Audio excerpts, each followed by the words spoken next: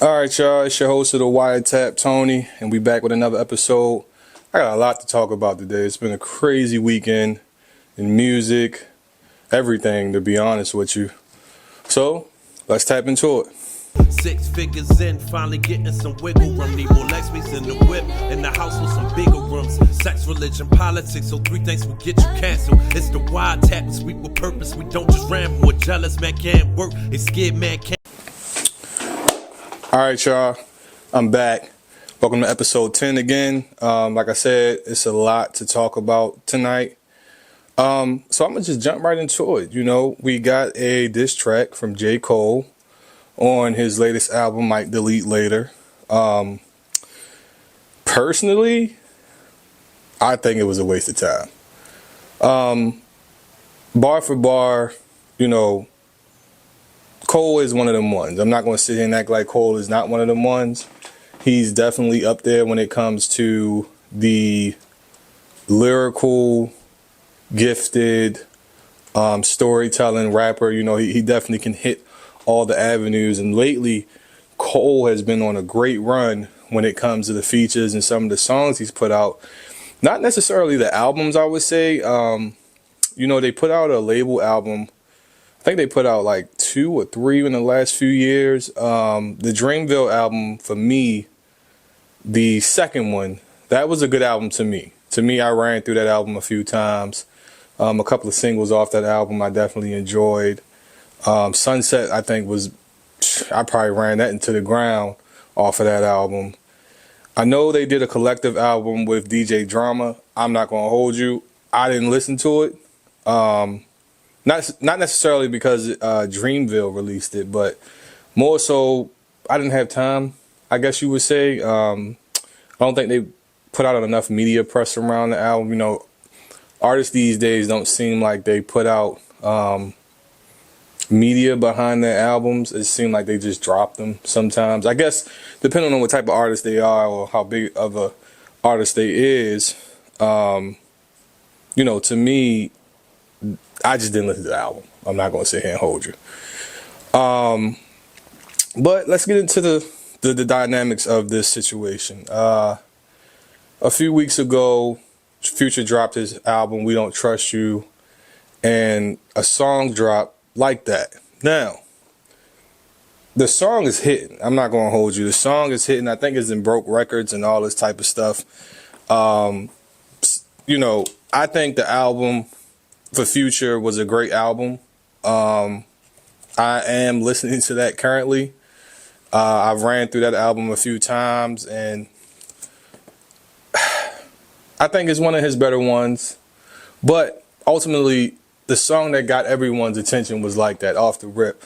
You know, Apple usually drops their albums at midnight. So when I woke up that morning, I had already saw the news as far as Kendrick's response to First Shooter.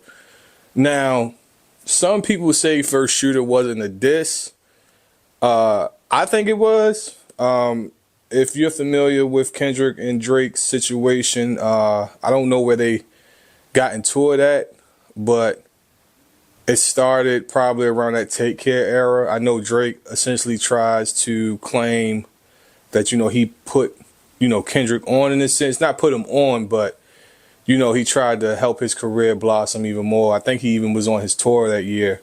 So ever since then, ever since Take Care, it seems like they've had their back and forths. The most notable one for me, well, 2 actually, when you think about it, is the Control verse and the BET freestyle. That was like a blatant shot. Even though Kendrick didn't drop the name in the freestyle, Drake was dropping a new album that year. Nothing was the same. And Kendrick used it, and he said he tucked the sensitive rapper back into his closet. And everyone had this thing about Drake being sensitive in the sense of his music. But let's fast forward. First Shooter comes out. Cole mentions Kendrick's name. And ultimately, that leads to what happened with Like That. Right, where Kendrick addresses the whole Big 3 dynamic. I just feel like Cole should kind of step out of this. The diss track felt more of a, I don't even think it was some people say it's warning shots, right? Warning shots. I don't understand that concept, because who would take out a gun just to shoot a warning shot? I mean, if you take your gun out, you whip it out, you're definitely supposed to use that motherfucker. It ain't no just I'm whipping my gun out, shooting it in the air type of thing. You know what I'm saying? You're supposed to really, engage with that weapon if you take your gun out, right? So for people that have this theory on how, it's a warning shot, I think it's kind of bullshit. I come from a different era of music just in general. Not saying that this new era of music isn't good. I definitely have my songs and things and artists that I like with this new generation of music. But I definitely come from an era where when it's on, it's on. You get what I'm saying? Lines are being crossed. Names are being mentioned. The whole thing. Most notably, I guess you would say Hit 'Em Up was a crazy record. You had No Vaseline. You had Ether. You had the D Block and the Locks beef. 50 and Ja Rule. Like the list goes on and on. But the one difference within that generation is when they made these songs, they directed these songs to who they were supposed to be directed to. There was no guessing. There wasn't no trying to figure out if this person's talking about this person. It was like when a joint came on, boom, they mentioned the names. One of my favorites is definitely the Locks and State Property beef, because, that for me, it felt like it came from nowhere. But when I was in the mix of that, like just getting those mixtapes back then, and, to you young people, we had to physically go get the CD to listen to music. There was no internet. Well, it was internet, but it was just people didn't use internet in the home to listen to music. You had to physically go get your music. And boy, I tell you, that those mixtapes had the streets on fire, because Kiss, Beans, that back and forth, they were both lyrical geniuses. And to see that go down was amazing. And even ultimately seeing the whole Jay and Nas thing go down, that was amazing in itself. But again, the one thing that was clear was about them telling us who they were talking about. I don't like this new era where people are just throwing subs. I mean, if you got an issue with somebody, just speak on it. I mean, I get that there are some things that can be handled behind doors, which is, that's cool and all. But if there's an issue, mention it. Like I said, Cole's response to me, it was kind of soft. Don't, come on the record talking about somebody talking about me, little buddy. Did it? No, Kendrick. Kendrick is talking to you, so mention his name. Don't hide behind the innuendos and the subs and all that. Mention that man's name. It's just like everybody's scared to say people's names in these records. You get what I'm saying? And I don't understand that. Here you have the drill artists, and I'm not going to get too deep into them. But pause, no Diddy, whatever they say now. I'm not going to get too deep into them, right? Because they're talking about real people. And it's kind of sad in itself when you really think about it. But again, they're talking about the people they actually had beef with. They're talking about these real individuals who they deal with on a daily basis, whether it be through social media, in the street, in music. They are dropping names. Now, with these bigger artists, I don't understand this concept of just not saying the person's name. I believe that you should say the name. Say the name. You get what I'm saying? Like, the song was cool from Cole. It was a cool song. I think if the song would have started from that second half, shout out to the conductor when he did that beat, he should have really started with that. That's where he should have been talking his shit and dissecting shit. I think when he first came on the first half of the song, that was very Drake influenced. Like, in my mind, I'm hearing Drake, but I know it's Cole, but I'm just like, oh, you can tell they really been hanging out. Because why do y'all sound like same, type of beat style, same type of cadence, all that. But when he got his conductor bag, when the beat switch, I thought that would have been a better situation than that. all in all, I just think, you know, that these rappers nowadays need to just speak on what they doing. You say you the best, call out these people who are also saying that they the best, and challenge these people. I get that y'all cool, y'all friends and the whole nine, but why are we just sitting here trying to be buddy buddy in a competitive area? You know what I'm saying? Kendrick is out here trying to murder everybody. That's what I get from it. You get what I'm saying? I get that Kendrick really wants to dominate. He wants to show you he can't be played with. And he needs to have that number one spot. I'm not even going to say need. He is at that number one spot. That's what I take from the Like That verse. There's no comparing us. We know Big Three. I'm by myself in this league. Y'all chasing behind me. And I'm hoping Kendrick respond. Now, there's rumors that Kendrick is, loading up. There's something in the tuck. But will it come out? I'm not 100% sure. But I do know that there should be a response to this. And I'm praying there will be a response. I hope Kendrick doesn't take long to respond. I know he's not in his TDE situation.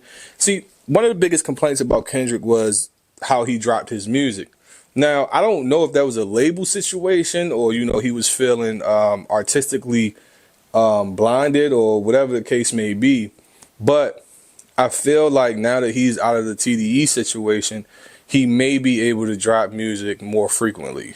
I don't think he would leave TDE, start a label with Baby Keem, and not drop any music.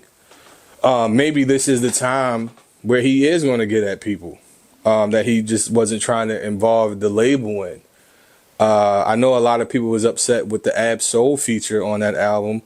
And to be honest with you, we can't be mad at that because we don't know if Cole had this album tucked before it dropped. And if Ab had already did the song way before the 7-minute thing came out.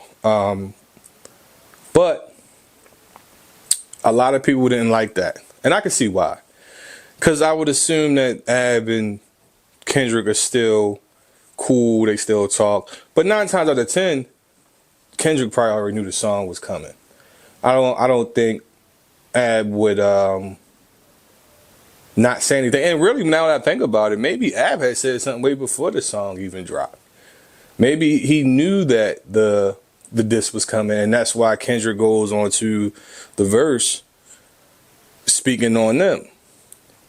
I also have been seeing a lot of theories in a sense on Kendrick doing this for publicity, which I don't believe is the thing because they mentioned his name on First Shoot a Person or Shoot whatever the shit is called. I can't even think of the name right now. But they mentioned his name. Everybody kept saying, oh, Kendrick doing this for clout, da-da-da-da-da-da. And I'm like, but they mentioned his name.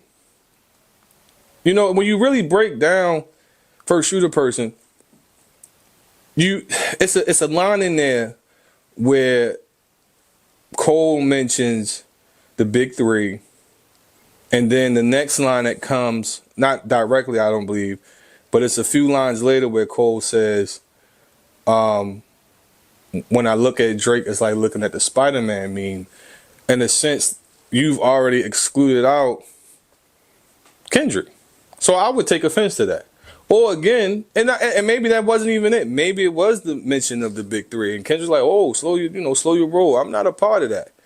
I got my own, y'all. I'm in my own lane. Don't compare me to y'all. I'm better than y'all. I will prove that I'm better than y'all, and I'm gonna continue being better than y'all." Now, Cole said something in his song that I found to be funny when he mentioned Kendrick's album putting people to sleep. And I'm not gonna lie to you, I do like a few of Cole's albums. Actually, the one album that I like, most people don't like, which is KOD. A lot of people don't like that album.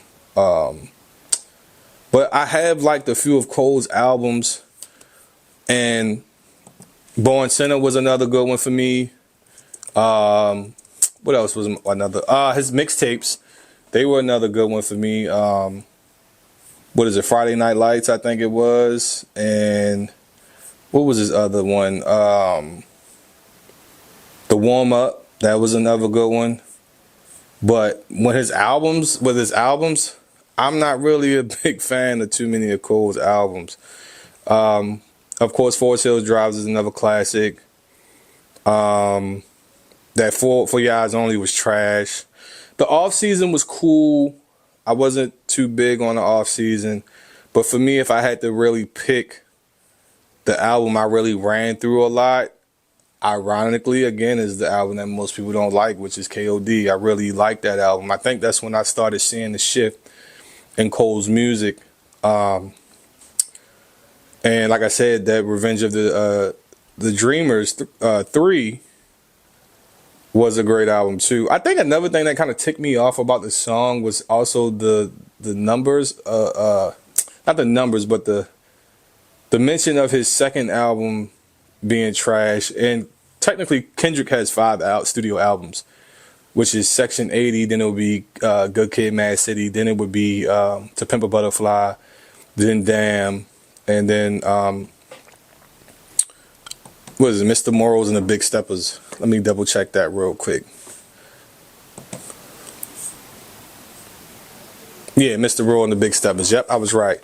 You might even say Overly Dedicated was, I wouldn't, that's not listed in his studio albums, but when he said 4, I'm like, well, technically Good Kid, Mad City would be 2, and that was far from being weak. I mean, I still run through that album to this day. But I don't know. I think Cole could have stayed out of this. I think most people are really just waiting for a Drake response. If Kendrick doesn't respond, I don't know how that would look in the public's eye.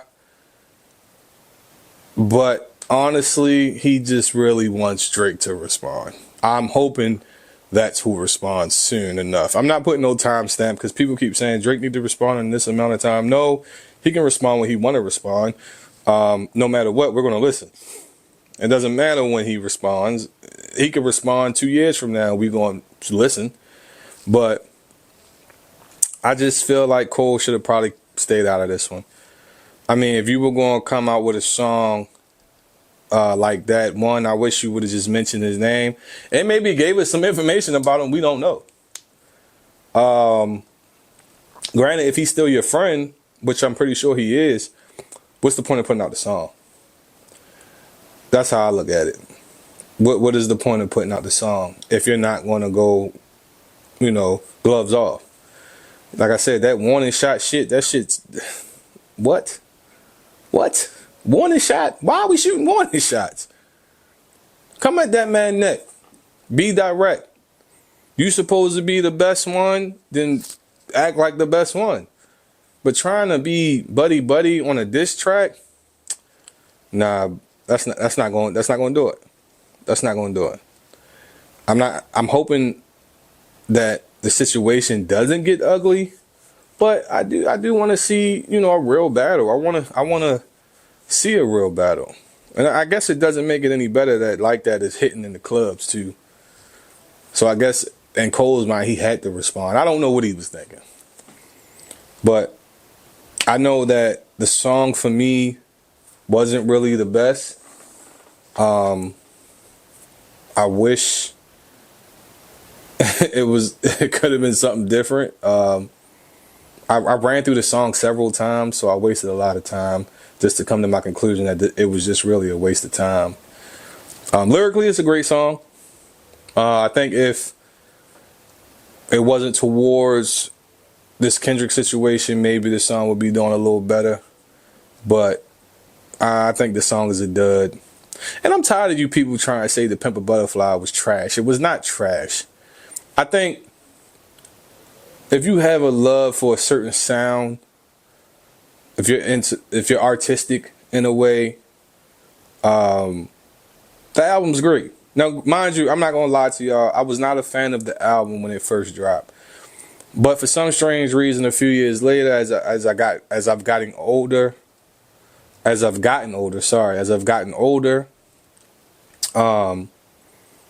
my music palette expanded a lot.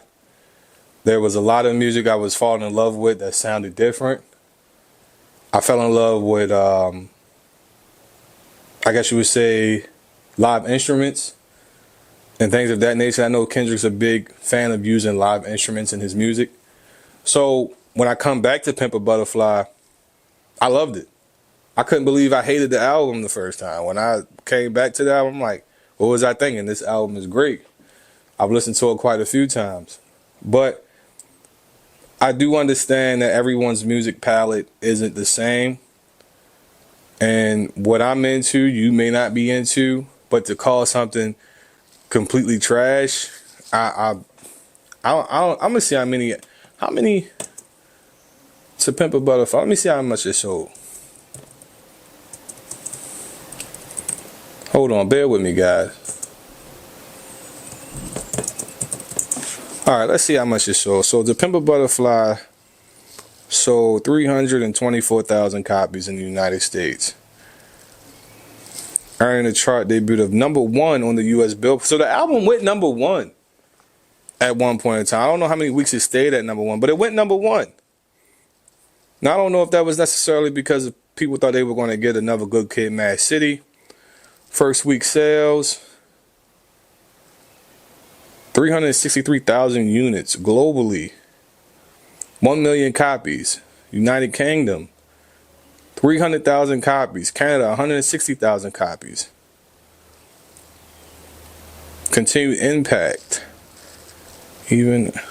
So the album did well, essentially. The album did really well. So you can't really sit here and say the album was a dud. It did what it was supposed to do. Let me see what Cole's biggest album.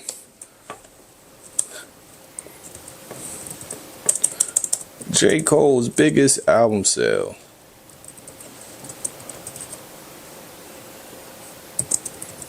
I'm gonna go with Born Center. It's got to be Born Center.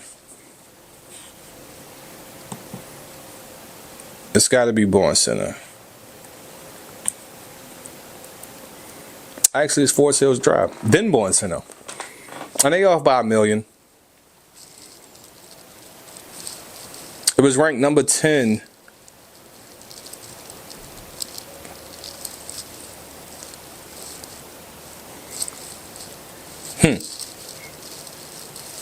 So comparing the two numbers, Kendrick would technically be the better artist.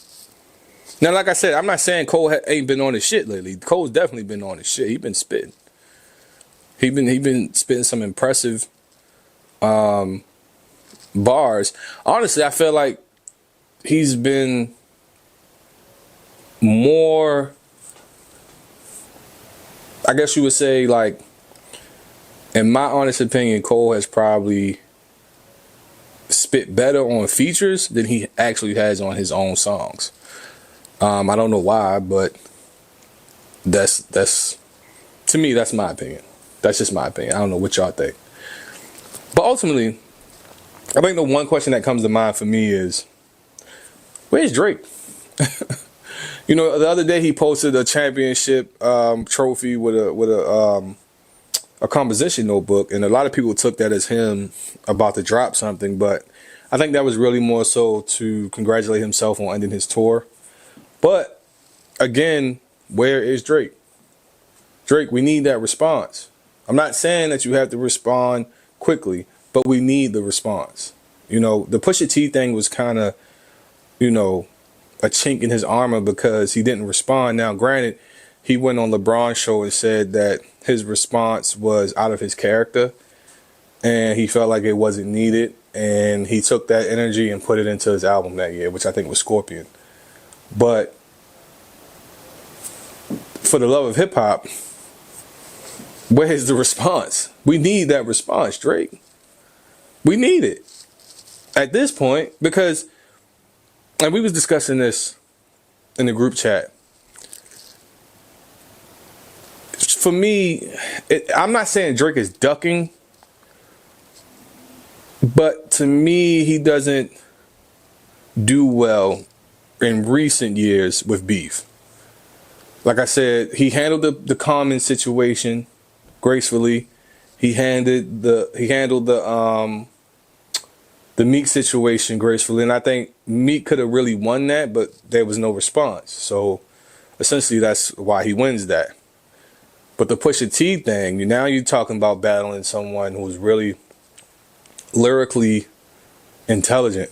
Not saying Drake is not, but I'm just saying you're dealing with somebody who may have a better pen than you.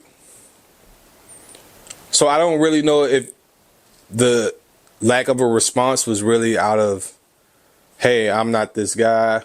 What I'm about to say is going to create something that will forever tarnish my career. Or you realize that that man's pen was better than yours, and it was no sense in responding back. You kind of let it die. But for those who are into this music shit, we're going to always remember that. But it's also crazy to say that you're the best rapper alive if you can't handle these situations. I think all the greatest rappers that have come through the years have had a situation like, it's almost like the presidency thing where some presidents have to have a war. You get what I'm saying? To say that that happened under their leadership. Like, all the greats have been in beef. All of them. And they handled it. LL Cool J, Ice Cube, Pac, Jay, 50, who else I can name? T.I. And the list can go on and on and on. But they all handled it. But again, I don't know. I'm not going to kick the man's back in. Maybe this is a strategic thing. Maybe not. I just think, again, Cole should stay out of this and let the two people who want to fight for that number one spot fight for that spot. I know it's probably hard to say, but you're probably going to always be in that third spot. I'm sorry. There's no disrespect, but Cole will probably always be in that third spot in this generation. But who knows?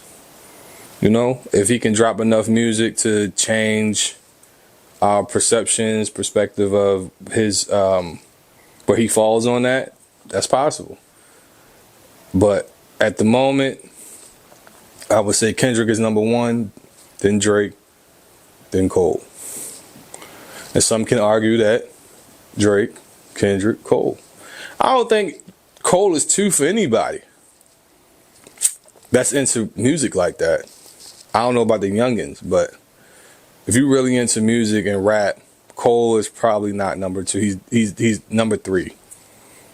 And maybe not even that for some people. Because there are some rappers that are out there that's getting to it.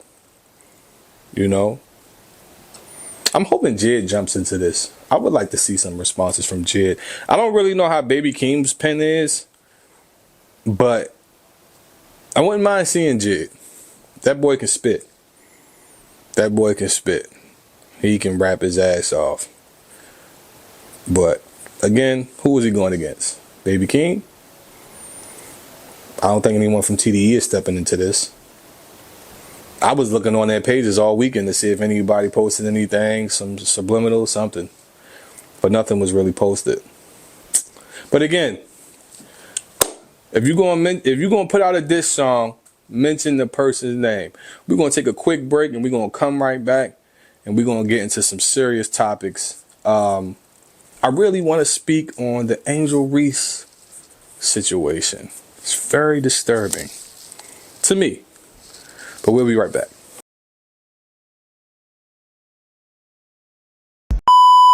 All right, y'all, we are back. And for this second half, I kind of wanted to tap into something that had been on my mind all week. I really couldn't wait till the weekend came to speak on this. And Angel Reese, shout out to Angel Reese. She is a Baltimore native. She, I think she started at Maryland and ended up at LSU, winning a championship last year. And from that moment that she won that championship, life has been weird for her, as she stated. I don't know personally, but I'm just going off of what she said. For y'all who don't know, she is a women's basketball player. And last year when she won the championship, she got called out for doing this, right? Now, mind you, that was a response back to Iowa's star, who was Caitlin Clark. She's a phenomenal basketball player as well. But the difference between the two, one is black, one is white. So last Monday, LSU lost against Iowa. And Angel went and had her post-game press conference. And she made it a point to let the people know that she had some experiences. But I found that the outlash was kind of crazy because, I don't know, I guess from my perspective, when she mentioned everything she had experienced, I took it as her saying, hey, I went through all of this, I got this far, and all of the mental struggles that I went through within this past year shouldn't have allowed me to even get this far. That's how I took it. I didn't really take it as her trying to get sympathy, because if you rewatch it, she really doesn't mention anything about the game. She mainly focuses on her mental state. And it was interesting because Twitter really, I don't know what's been going on. Well, X. It's called X now. But I got on Twitter back in 2011. Well, my first page. And I would say 90% of the profiles that I came across, I would probably believe was the actual person.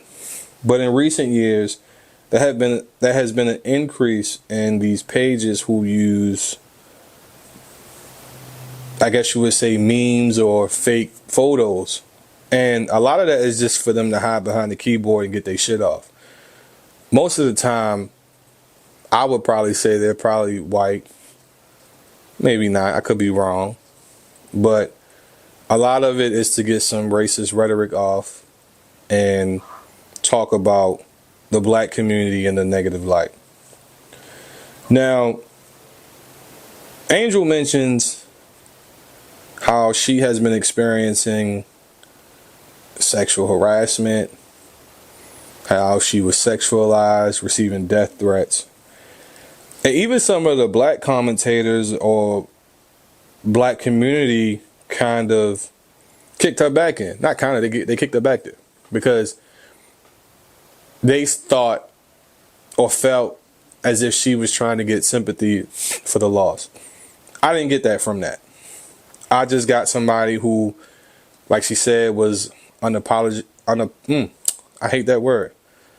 Unapologetically herself, and stood 10 toes on being who she was. And for that, society gave her the villain role of women's college basketball. She never gave that to herself. Again, I remember a host on one of the shows even asked who gave her that, or did she give her this to herself, and nobody could really answer the question. But essentially, what was disturbing was people mimicking and making fun of her experiences with those issues. I was online defending her as much as I could. But it's amazing to me how no one critiqued the actual game itself. No one talked about, well, you lost because of this or that or this. And don't get me wrong, Caitlin Clark, like I said, she's a phenomenal basketball player. But again, there was no real critique about the game and the mistakes that were made to allow Iowa to win the game. It was all focused on what was said in that post-game press conference. And I'm so happy I don't have a daughter. I really am. I'm not going to hold you. Because when she mentioned about being sexualized, people took so many screenshots or found photos of her in her bikini and made fun of that as if women don't wear bikinis. I mean, I think even one person used her Sports Illustrated model photos as her trying to be promiscuous or just alluding to her wanting to be promiscuous. And in my mind, I'm thinking like, yo, how does this lead to that? Why is it that? You know, why is no one really critiquing the game for itself and really talking about how LSU lost? Everything came back to what she said in that press run. I don't like this. As a man, I don't like the response. I didn't like how us as a community also tried to kick her back in. Not everyone. I think for the most part we did try to protect her, but I just didn't like seeing some of us just kind of agree with what the media was going with. Losing is a part of the game. No matter if you're the villain, the hero, whatever, it's just a part of the game. But no one was focused on the game itself. And that's why I had a problem with it, because it was just like, you're trying to say she deserved all of the things that happened to her in the sense of the death threats, being sexualized, the sexual harassment, just harassment in general. You're saying she deserves that. Don't get me wrong. Critique the players how you want to critique the players. But critique the players about the actual goddamn sport. Why was nobody talking about the game itself? The game. It was very disturbing to see. And listen, we all know this storyline because we've seen it with Magic and Bird, right? The black person versus the white person, right? Here is a white person in a black sport who's doing phenomenal when on a normal basis this wouldn't happen. Instead of Caitlin Clark just being seen as a great basketball player, it was because she was white. And here's Angel Reese being labeled the villain because she's unapologetically herself. And for some reason now everyone hates her for being herself. This is what I have a problem with a lot of times in media, right? The media will, try to portray a person a certain way and find things to persuade people to view them in that way. I think women's college basketball has an eye on it because the women have become so more competitive, and they're showing it, right? It's only so much that women can do in this sport that is different from men. Not saying you haven't seen women that were able to dunk and do things of that nature, but in the men's area, it's much more entertainment outside of just their attitudes, in a sense, their physical capabilities, things of that nature, which women also have the same thing. But I think what brought it home even more was them showing that raw emotion, that emotion that you mainly only see in men's sports. It's like, yeah, I want to see her get upset. I want to see her cuss somebody out. I want to see that emotion. You know what I'm saying? That's what's making the game better. The taunting, the shit talking, all of that. That is what's making the game better, because again, what happens is naturally the game becomes more physical. If the game is more physical, then the athletic skill has to go up, right? Again, I'm not discrediting women in any sport, saying that they don't have the athletic capability. But I think with the media wanting women to be kind of ladylike, it didn't allow women to compete in a certain space. You get what I'm saying? Not even necessarily compete. I'm really trying to find the words. But I think once the attitude started coming out, and when I say attitude, I'm not using attitude in a bad way. I'm just saying the emotion, the raw emotion started coming to the forefront, and women were starting to show like, shit, I'm about this too. That's when the eyes kind of started gearing towards women's sports more. And I want to see more of that. I want to see more of that raw emotion. Like, yeah, talk your shit when you out on that court, or whatever it is that you do in female sports. But again, I just didn't like how the media was trying to kick her back in for talking about her personal experience since winning the championship. I think, again, it just came down to color. I think a lot of white of America saw, again, the great white hope. You know, again, white people in a space or playing a sport or into something that normally black people dominate and being great at it. It can't never be just about the skill, right? It's always got to be, well, if she's white, then she must be amazing. Why can't she just be a good basketball player? It's the same kind of thing in rap with Eminem. Don't get me wrong, Eminem's a great rapper, but I think people put more emphasis on it because he is white and he is dominating in a, well, not dominating, but was dominating in a all black skill set. But again, shout out to Angel Reese. I know she's made the move to go to the WNBA. I definitely see her career going far and her being a legend in that field. And I want to see it. I want to see that. I want to see that for her. She deserves that. You know, I play sports myself, and there's a lot of sacrificing when it comes to sports. You miss out on a lot when you're trying to get to that next level. And once you're there, you know, you should definitely receive the fruits of your labor. You know, it's a lot on the body. It's a lot of time you got to put in. And to be the best, it's a lot of sacrifices. And I feel like she's willing to do that. So we'll see in a few years if, you know, my words are true. But shout out to her. Like I said, she's a Baltimore native, and I wish her nothing but the best. And since we on that topic, I want to say, going down that rabbit hole and seeing pretty much what she was going through, it led me to other avenues within Twitter itself.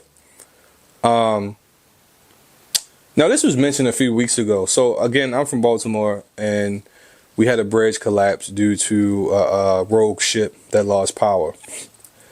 And there was a mention about our mayor, about him being a DEI mayor. And I saw that word a few times throughout Twitter, but I just never really looked into it until recently. And for those who don't know, DEI stands for diversity. What is it? Diversity, equality, and inclusion, and equity. I think that's the word. Could be saying it wrong. But again, yes, equity, because that definitely does not say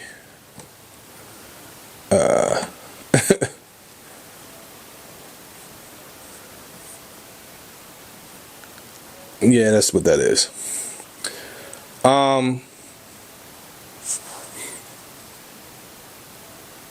I feel like it's like damn if you do, damn if you don't as a black person, right? Because honestly, DEI to me is almost like, what was it in the 90s? Phone of action. That's what it kind of reminds me of, right? And of course, again, it upsets white Americans because they feel like that this means that jobs is just being given to minorities to fulfill some sort of quota. And what's disturbing about it, again, like I said, damned if you do, damned if you don't. It's like when black Americans do seek out education, financial stability, and things of that nature through legal channels, we're questioning about our credentials. I seen this one lady being questioned because she was a pilot. Mind you, this lady had flown without incident for like the last 30 years. I think she started in the Army, flew jets while in the military. And then, you know, once that was over, she went into flying commercial planes. And again, we're talking about somebody that's been in it since the 80s. No incident, at least from what I could find. No incidents at all. So then I see someone say, well, if she's flying the plane, I'm not getting on it. She's probably a DEI pilot. And in my mind, I'm just like, what would make someone just hire this person without giving her the proper training or making her go through the rigorous hours of training to be certified, especially when it comes to something that significant, flying a plane? Or why do you think a mayor is just, a black person is just given the role of being a mayor of a city? Like, no one is getting anything just off the strength of their color. See, this is what really upsets me about racism. Y'all created your own issues. And what I mean by that is, if you, let's take it back. If you don't go into these neighborhoods where we were trying to be sustainable and independent, then you don't have us trying to come into getting jobs in certain areas or being a part of certain neighborhoods, right? Anytime throughout this, when you think about it, anytime throughout history with black Americans, anytime, and we're talking about prior to like the 70s and all that, I'm thinking more so probably from like the 60s on back, from the time we were freed up into the 60s. Anytime that we tried to have our own, it was destroyed. Always. Our own financial means, destroyed. Having our own communities, cities, towns, destroyed. And then it gets to a point where, you know, we probably have this period of life where black people are just pretty much struggling to stay afloat and things of that nature. But then you have some black people who are successful and want to be a part of some of these social clubs and jobs and have the same equal opportunities. It's this idea that working hard essentially will get you to where you want to be. And that could be further from the truth. It's all about who you know sometimes. And don't get me wrong, you still got to work hard. I'm not saying don't work hard. I'm just saying working hard is not enough anymore. You have black Americans that work hard.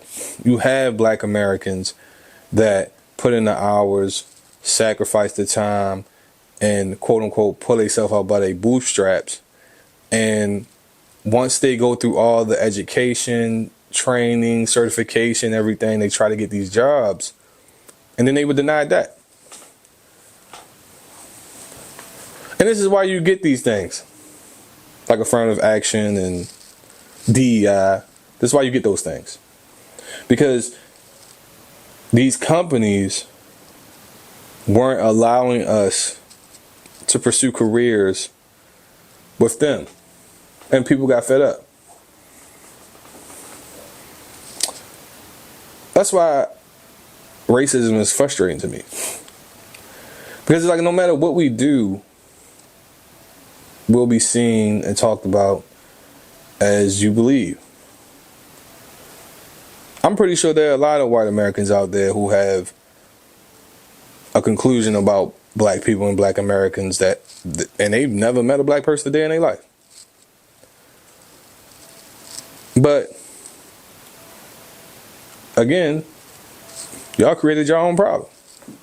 If you just left us alone, let us build, let us do our thing, find our financial freedoms, you know, in our businesses and our banking and our communities, we'd be talking about a whole different America right now.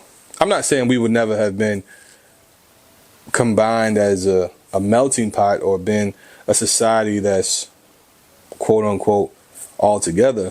I'm just saying that a lot of the issues that black people fight for wouldn't be a thing if y'all would have just left us alone. That's all I'm saying. But I'm about to end the show on a positive note. We kept it kind of short tonight. Next week it'll be a little more in depth.